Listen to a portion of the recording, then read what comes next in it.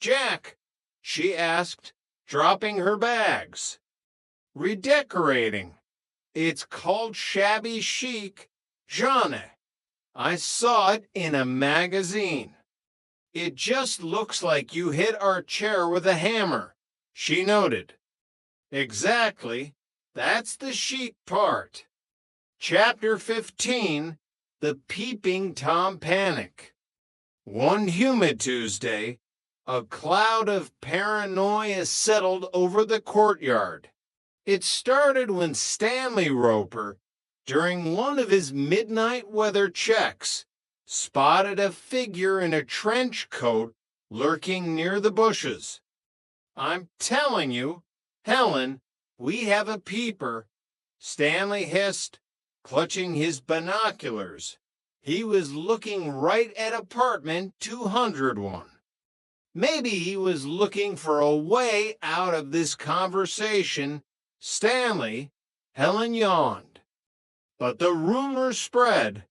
Johnny and Chrissy became convinced that every shadow was a prowler. They insisted Jack stay in the living room as a guard dog, which Jack enjoyed until he realized he had to sleep on the floor. "I'm a chef, not a commando," Jack complained, huddled in a blanket. The peeper was eventually caught. It was just Larry Dallas, who had lost his contact lens while trying to impress a girl on the second floor. "Larry, you idiot!" Jack yelled as they found him crawling in the begonias. "Hey, I found the lens," Larry beamed, holding up a tiny piece of plastic. "Now, can someone help me up? My back is out." Chapter 16, The Great Sunday Paper Heist. Sunday mornings were meant for the funnies, at least according to Stanley. But when his paper didn't arrive, he went on a rampage. "Someone stole my Andy cap," Stanley roared, banging on Jack's door. Jack, who had actually accidentally picked up Stanley's paper and then spilled an entire pot of coffee on it, was in a panic. He and the girls spent an hour trying to dry the paper in the oven, which only made it smell like burnt news. "Here you go, Mr. Roper," Jack said, handing over a bundle.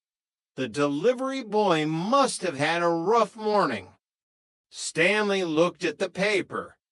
"Why is Andy cap black and white and crunchy?" "It's the new high-fiber edition," Jack lied through his teeth. Stanley spent the rest of the day complaining that his news was well done, while Jack quietly swore to never touch another person's mail again. Chapter 17, The Reverend's Shadow. The arrival of a telegram, which was already archaic by the late 70s, but favored by Chrissy's father for its biblical gravity, threw apartment 201 into a state of absolute panic. Reverend Snow was coming to visit his daughter. "He can't see Jack," Chrissy wailed, running in circles and rearranging the throw pillows for the 10th time. "My father thinks I live with 2 girls. If he sees a man living here, he'll have me moved back to Fresno before dinner. He's a minister, Chrissy, not a grand inquisitor." Jeanne tried to soothe her, though she was busy hiding Jack's oversized sneakers in the broom closet. "In Fresno, there's no difference," Chrissy replied. The plan was simple. Jack had to disappear. But Jack, being Jack, had a different idea. He would pretend to be the building's new handyman. He donned a stained jumpsuit and a baseball cap pulled low over his eyes. When Reverend Snow arrived, a tall, imposing man with a voice like rolling thunder, he was immediately suspicious. "And who is this industrious young man?" "Oh, that's just the plumber, Daddy," Chrissy chirped, her voice to octaves too high. "He's fixing the pipes because of the vortex." Jack, attempting a gruff handyman voice, grunted something about a clogged manifold and tried to shuffle out the door. But the Reverend was a man of the people. He insisted on helping Jack. A man of the cloth is also a man of the wrench. "Son," the Reverend boomed, grabbing a pair of pliers. For the next 2 hours, Jack was forced to crawl around the kitchen floor with a man who kept quoting Proverbs while trying to dismantle the sink. Stanley Roper, hearing the commotion, burst in to see what was happening to his property. "What are you doing to my faucet?" Stanley yelled. "We are purging the grime, Brother Roper," the Reverend announced. Jack spent the rest of the visit huddled under the sink, sweating through his jumpsuit, while Stanley and the Reverend debated the merits of copper versus galvanized steel. By the time the Reverend left, the kitchen was flooded. Jack had a bruise on his forehead, and Chrissy was so nervous she started sleepwalking in the middle of the afternoon.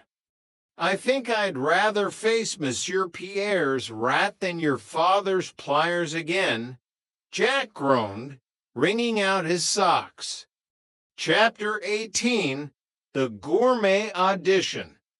A golden opportunity arrived for Jack in the form of a flyer. The Silver Platter is looking for a new head chef.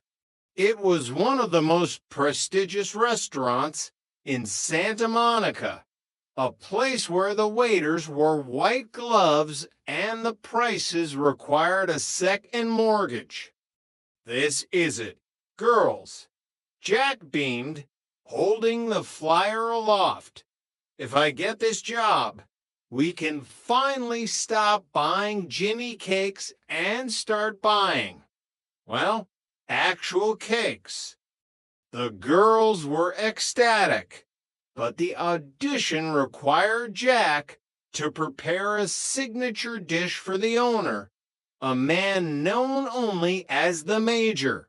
The Major was a retired military man who expected his kitchen to run like a platoon.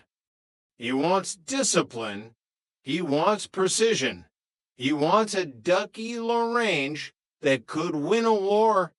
Jack practiced his presentation in the living room using a folded towel as a duck. Johnny and Chrissy acted as the judges. "More authority, Jack," Johnny commanded. "The Major doesn't want a chef. He wants a culinary general." On the day of the audition, Jack arrived at the restaurant, his knives sharpened and his top whip perched perfectly on his head. He was doing brilliantly. His sauce was reduction perfection until Monsieur Pierre walked in. It turned out Pierre was the Major's consultant. "Tripper," Pierre sneered, "I see you are still trying to play with the big boys." The pressure was on. Jack began to plateau the duck, but in his nervousness, he accidentally swapped the orange glaze with a bowl of Larry Dallas's secret hot sauce that Larry had left in Jack's bag as a prank. The Major took one bite, and his face turned the color of a ripe tomato. His eyes bulged